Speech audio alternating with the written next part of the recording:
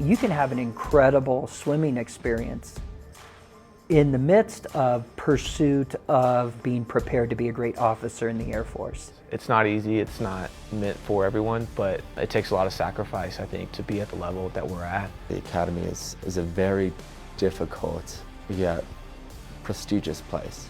It does do just what it defines in developing what is known as leaders of character. Yeah, this place teaches you how to be on your feet and taking care of the person next to you, your wingman.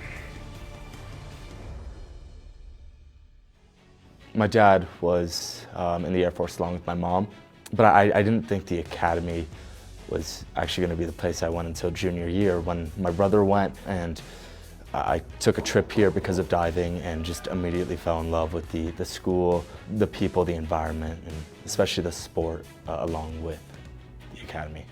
I checked out the academies and I was like, yeah, this is it. I want to have brothers and sisters next to me that are all aspiring for the same ideals, same goals. I wanted a part of, I guess, just being in the Air Force, and I liked what their values were, and I obviously I enjoyed their swim team. They had a great team, and yeah, I think that's what drew me. The Academy's it's a special place, especially when we work with amazing people as cadets, and being able to not just coach the cadets, but prepare them for their future in the Air Force and beyond, and to watch them grow up.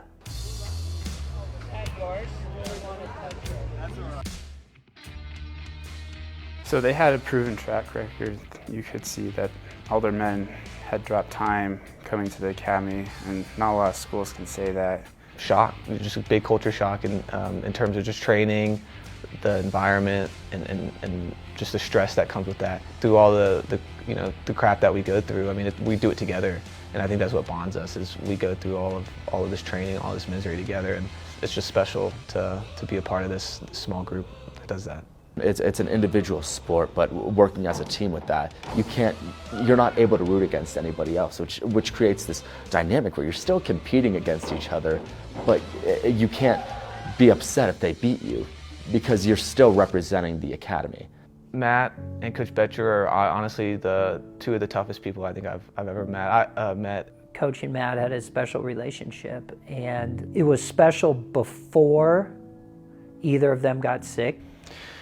Yeah, so when I found out I had cancer the second time, I went down the next day and I told everyone what was going on, and obviously they were concerned, but they were really supportive. They came to me and let me know that they had my back. If I needed anything, they would be there. He never left us. I mean, he was a part of us. They kept me motivated the entire time through. They kept in contact, and I felt like I had unfinished business, and I needed to come back for my teammates and for myself. To see him come back from this setback and still perform the way he did, I mean, it's truly motivating. I mean, it's an honor. Again, it's an honor to swim with Matt too, and I was super happy that he was able to finish out with our year. But yeah, I mean, the two of them together, I mean, I know that when Matt was back home, they were constantly checking up on each other. Competition is to strive with, and it was great for Coach and I to be able to strive with each other, to strive together, and to do things together. Losing him has been really hard. He's been my sprint coach for the last 4 years, so he was an amazing man. A person can be half the man he was, the world would be a much happier place. He wanted us to be the best versions of ourselves that we could be, and he always saw that potential. Trying to carry his legacy through the team, through the pool, through swimming is, I think the whole team kind of embraces that, and we do our best to carry his legacy. The guys knew he loved them and knew that he was committed to being there. It's really hard to see him gone. He was a good friend. It's an inspiration to all of us, and a reminder just how fortunate we are to be able to do the thing we love. And it's not just about winning and losing, or whatnot. But it's about, being able to be there, being able to compete, and being able to, to be part of the team and with the team and do it together. As just a leader on the team, but also on the hill, helping others who may have different perspectives, and learning from those different perspectives is huge. And I think that applies to the big Air Force as well.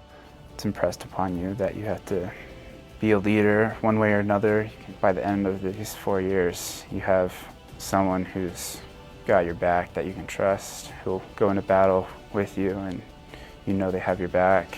Getting through the academy itself, that team aspect of everybody lifting each other up really means a lot. If all you want to do is swim and go to school, you should go somewhere else. We ask a lot out of our cadets, and the ones that do really well here are the ones who embrace that. Those successes come in the midst of doing a whole lot more than just swimming, and that's what makes it so special.